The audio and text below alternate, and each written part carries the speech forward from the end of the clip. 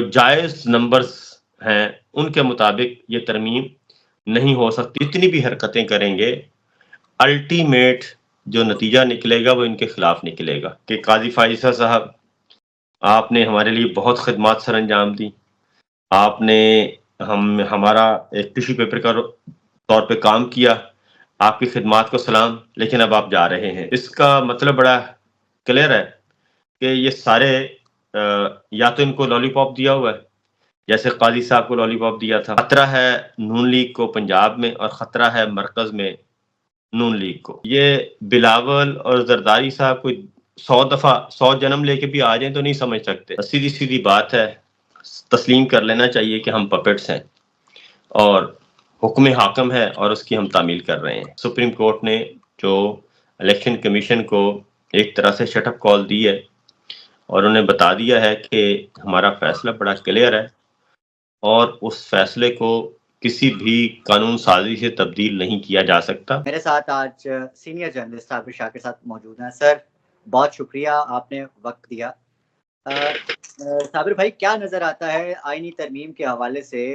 بلاول بھٹو بہت کانفیڈنٹ نظر آ رہے ہیں، گورنمنٹ بھی جو ہے وہ اب پورے پر تول رہی ہے کہ وہ آئینی ترمیم کر کے رہے گی. آپ کے سورسز کیا بتاتے ہیں؟ اچھا، ان کے پاس جو جائز نمبرز ہیں وہ تو پورے نہیں ہیں. وہ تو ابھی میں بلاول بھٹو صاحب کی تقریر سن رہا تھا، اس میں انہوں نے اس بات کا اعتراف کر لیا ہے کہ ہمارے پاس جائز نمبرز بھی پورے نہیں ہیں.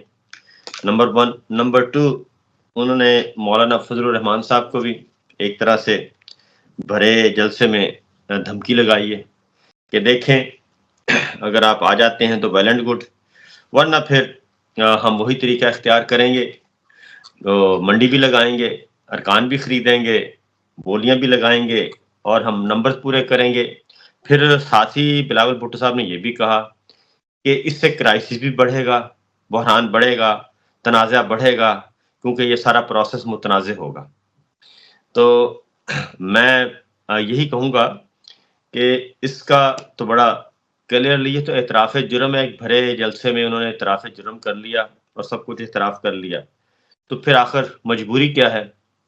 اس کا مطلب بڑا کلیئر ہے کہ یہ سارے یا تو ان کو لالی پاپ دیا ہوا ہے جیسے قاضی صاحب کو لالی پاپ دیا تھا اور ان کو کہا تھا ہم آپ کو بنائیں گے 3 سال دیں گے، اور جب 3 سال سے معاملہ ہٹا تو پھر انہوں نے کہا کہ نہیں پریشان نہ ہو، ایک اور لالی پاپ دے دیا، فیڈرل کورٹ کا چیف جسٹس بنا دیں گے. تو آج بلاول بھٹو صاحب نے ان کے بارے میں بھی بتا دیا کہ قاضی فائزہ صاحب آپ نے ہمارے لیے بہت خدمات سر انجام دی، آپ نے ہمارا ایک ٹیشو پیپر کا طور پہ کام کیا، آپ کی خدمات کو سلام، لیکن اب آپ جا رہے ہیں، اب ہم کوئی نئے ٹیشو پیپر کی تلاش میں ہیں. تو یہ کہہ کر بلاول صاحب نکل گئے. تو اس سے میرا خیال ہے کہ قاضی صاحب کے جو انجام سے پیپلز پارٹی کو بھی سیکھنا چاہیے اور نون لیگ کو بھی سیکھنا چاہیے کہ ہمیں بھی یہ ٹیشو پیپر کی طرح ہی استعمال کیا جا رہا ہے، کیونکہ ان امینڈمنٹس میں پیپلز پارٹی کو تو کوئی خطرہ نہیں ہے، یہ ہوں یا نہ ہوں، کیونکہ پیپلز پارٹی سندھ میں فارم 47 کی تعداد وہ نہیں ہے کہ ان کی حکومت گر جائے. خطرہ ہے نون لیگ کو پنجاب میں اور خطرہ ہے مرکز میں نون لیگ کو. مریم صاحبہ کی حکومت گرے گی اگر فارم 47 واپس ہوتے ہیں، اور مرکز میں شہباز صاحب کی حکومت گرے گی اگر فارم 47 واپس ہوتے ہیں. تو پیپلز پارٹی اس سارے کوئلوں کی دلالی میں مجھے نہیں سمجھ آ رہی اپنا منہ کالا کیوں کر رہی ہے. اور ابھی تک جو جائز نمبرز ہیں ان کے مطابق یہ ترمیم نہیں ہو سکتی، ورنہ یہ آج ہی سب کچھ کر دیتے. ٹھیک ہے نا؟ وہی سوال اٹھتا ہے کہ آج تو انہوں نے سینٹ میں ترمیمی بل پیش کر دینا تھا، تو کیا وجہ ایسی بنی کہ یہ نہیں کر پائے؟ میں نے خود بھی بات کی ہے، اپنے جو ہمارے دوست ہیں ادھر جو کور کر رہے تھے انہوں نے کہا جی جیمر شیمر لگا دیے گئے تھے، تو 64 سینیٹرز چاہیے تھے، تو 64 کیا اس سے کافی کم تعداد میں سینیٹرز تھے اور وہ نمبرز پورے نہیں تھے. آپ کو میں ایک سناتا ہوں سچا قصہ چھوٹا سا مختصر، اور ابھی یہ 48 گھنٹے پہلے کا واقعہ ہے۔ ایک نان مسلم رکن پارلیمان، وہ سینیٹر تھے یا رکن قومی اسمبلی تھے، یہ اس پہ ہم نہیں جائیں گے، رکن پارلیمنٹ جن کا ایک ووٹ ہے اس ترمیم میں، غیر مسلم ہے، ان کو کال جاتی ہے، تو کال جاتی ہے غیر سیاسی، اور انہیں کہا جاتا ہے کہ جناب ووٹ دے دیں، تو وہ کہتے ہیں کہ جناب یہ ہمارے مذہب میں جائز نہیں ہے کہ ہم اپنا اس طریقے سے خرید و فروخت کریں، یا ہمارے مذہب اجازت نہیں دیتا۔ تو کالر نے کہا کہ مذہب تو ہمارا بھی اجازت نہیں دیتا، لیکن مجبوری ہے، تو ایک ون ٹائم کے لیے آپ بھی کمپرومائز کر لیں، میں بھی کمپرومائز کر لیتا ہوں، تو ون ٹائم کے لیے ہم وائلیشن کر لیتے ہیں۔ تو انہوں نے کہا کہ نہیں، میرا دین اجازت نہیں دیتا، میرا مذہب اجازت نہیں دیتا، اس لیے میں یہ کام نہیں کر سکتا۔ تو یہ کال ختم ہو گئی، کیونکہ وہ رکن پارلیمنٹ جو ہے وہ محفوظ مقام پہ بھی تھا، اور اس کی کوئی ماں، بہن، بیٹی، بیوی، بہو وہ بھی غیر محفوظ جگہ پہ نہیں تھی۔ یہ یہاں تک ہو رہا ہے۔ صابر بھائی، آپ کو بطور ایک پولیٹیکل سائنس کے طالب علم اور ایک صحافی کے طور پہ آج سے پہلے یہ پتا تھا کہ قائد اعظم کا بھی یہی مطالبہ تھا آئینی عدالت کو لے کر؟ قائد اعظم کا مطالبہ میں آپ کو بتاؤں، 1931 اس وقت پاکستان کا ابھی تک دور دور تک نام نہیں تھا، اور اس میں منورٹیز کو، اب غور سنیے گا، منورٹیز کو، مسلمان اقلیتوں کو ہر سطح پہ کرش کیا جا رہا تھا، ہر سطح پہ۔ تو قائد اعظم محمد علی جناح اس وقت مختلف فارمولاز لے کے آتے تھے کہ جس سے مسلمانوں کے آئینی، مذہبی اور معاشرتی حقوق جو ہیں ان کو سیکیور کیسے کیا جا سکتا ہے۔ ایک کمیونل ایوارڈ بھی آیا تھا، کمیونل ایکٹ کہتے ہیں جسے، وہ بھی صرف اس لیے لایا گیا تھا کہ مسلمانوں کو، تو قائد اعظم محمد علی جناح ایسے فارمولاز دیتے رہتے تھے، تو اس وقت بھی اگر انہوں نے دیا تھا تو وہ مینورٹی میجورٹی سے اپنے آپ کو محفوظ کرنے کے لیے کر رہی تھی اس طرح کے۔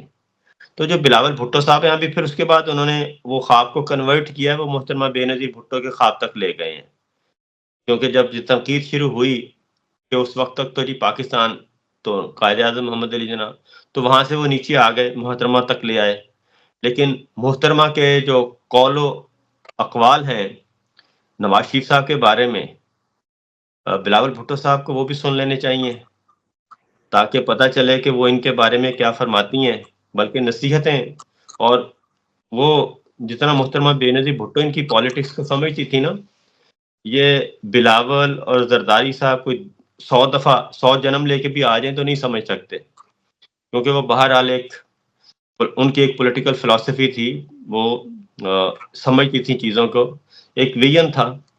تو اس لیے میرا خیال ہے کہ یہ ہر طرح کے جواز پکڑنے کی کوشش کریں گے۔ ابھی سن رہا تھا میں ابھی اب مزید وہ کر رہے ہیں، اس کو اپنے جدت پیدا کر رہے ہیں اپنے اسی آئینی عدالت کے معاملے کو۔ بھی بلاول بھٹو صاحب نے آج ایک اور بات کی ہے حیدرآباد میں، انہوں نے کہا یہ اصل میں آئینی عدالت ہم اس لیے لا رہے ہیں کہ یحییٰ خان والا جو 1 یونٹ تھا نا، یہ اس کو، ٹھیک ہے نا، یہ اس 1 یونٹ کو توڑنے کے لیے ہم آئینی عدالت لے کے آ رہے ہیں۔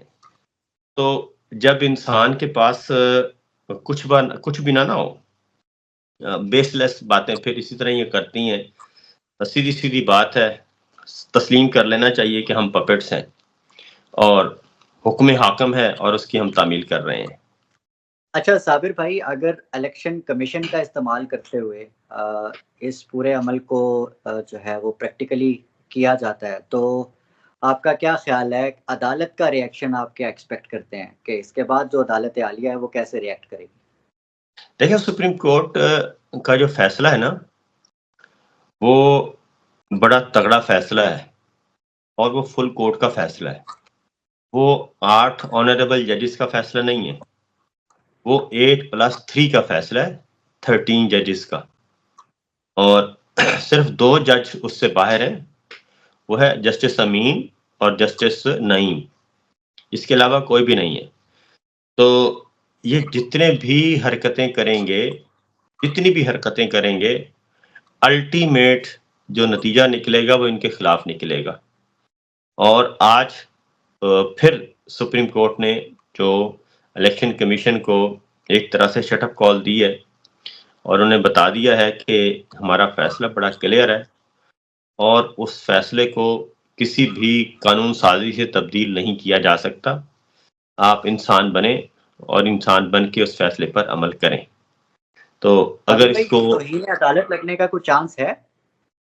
سر، توہین عدالت تو معمولی سی چیز ہے۔ دیکھیں، سپریم کورٹ جب آئے گی نا اپنی فل اسٹرینتھ کے ساتھ، توہین عدالت تو پھر معمولی کام ہے نا، یہ تو آخری معمولی سی سزا ہوتی ہے، چلیں ٹھیک ہے جی آپ کو ہم دے دیتے ہیں سزا۔ یہ تو ایسے ہی ہے جیسے ٹیچر جو ہے وہ ایک تھپڑ تو فوراً ہی مار دیتا ہے جب کوئی اسٹوڈنٹ غلطی کرتا ہے تو اس کے بعد پھر اگلا کام شروع ہوتا ہے۔ تو یہ تو معمولی ہوگا، اس سے پلس ہوگا۔ اچھا، ایک اور بڑا کنسرن اس وقت عوام کے ذہنوں میں اور دلوں میں ایک بڑی پریشانی ہے عمران خان صاحب کی صحت کو لے کر، ان کی زندگی کو لے کر۔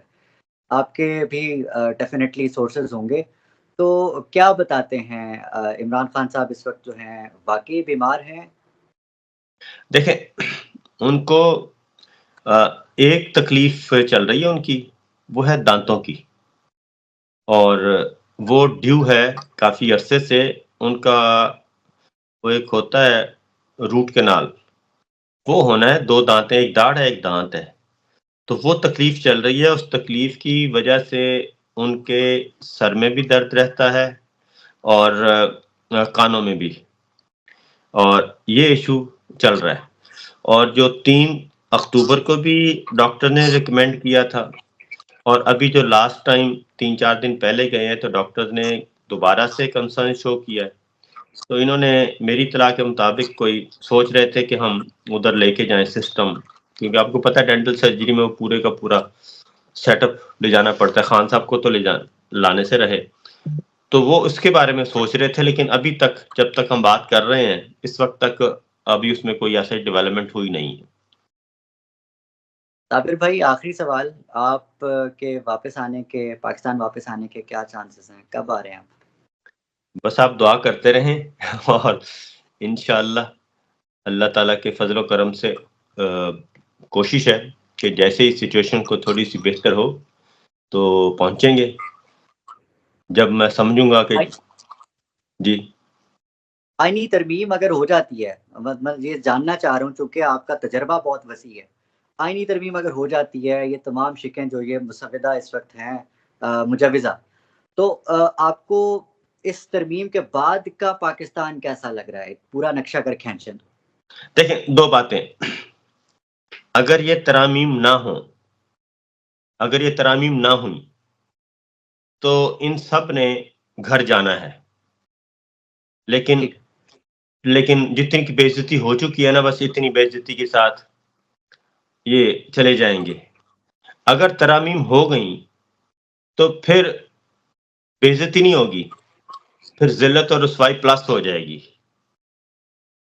یہ کرائسس مزید بڑھ جائے گا، اور آئینی کرائسس بھی بڑھے گا، سیاسی بھی بڑھے گا، عدالتی بھی بڑھے گا، کیونکہ مختلف ایلیمنٹس جو ہیں وہ اکٹھے ہو چکے ہیں، اور جنرل پرویز مشرف صاحب سے جو غلطی ہوئی تھی وہی غلطی یہ کریں گے ترمیم کر کے۔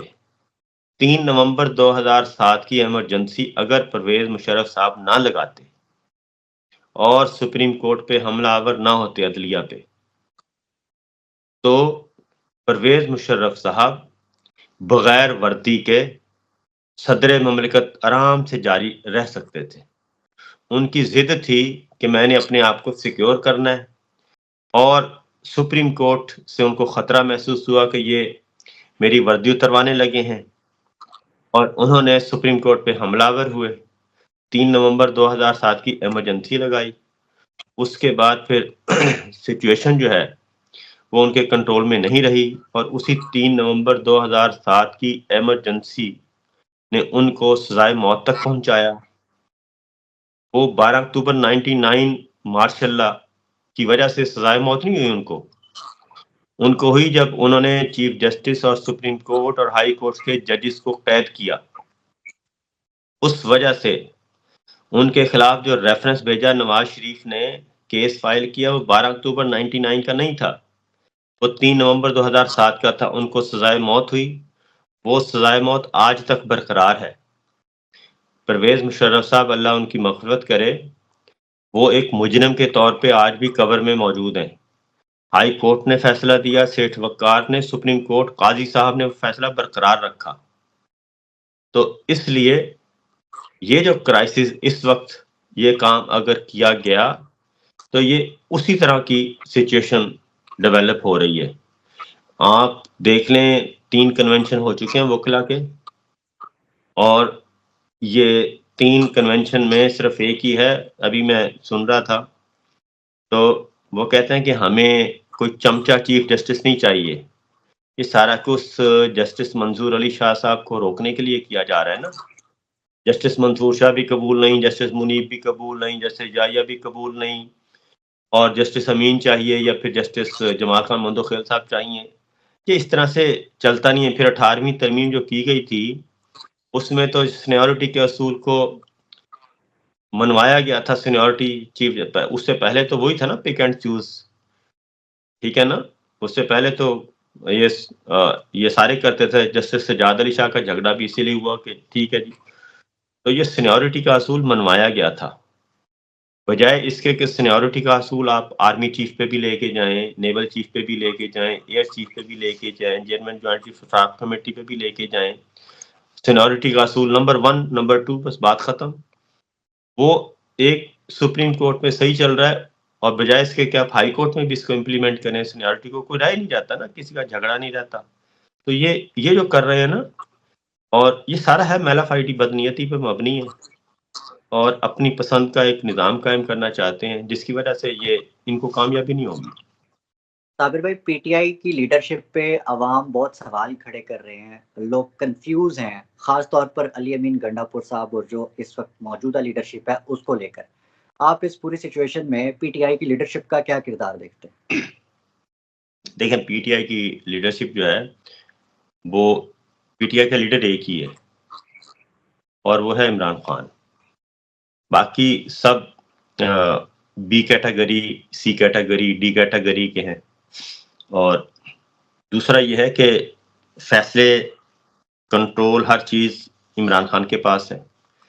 جو باہر لیڈرشپ ہے یہ میں نے آپ کو بتایا, جیسے نواز شریف صاحب چلے گئے تھے تو پیچھے جاوید ہاشمی صاحب آ گئے تھے. جاوید ہاشمی صاحب جیل میں چلے گئے, ان کو عمر قید سزا سنا دی تھی مشرف صاحب نے. اس کے بعد پھر آپ کو پتا ہے پارٹی کہاں سے تتر بتر ہو گئی تھی.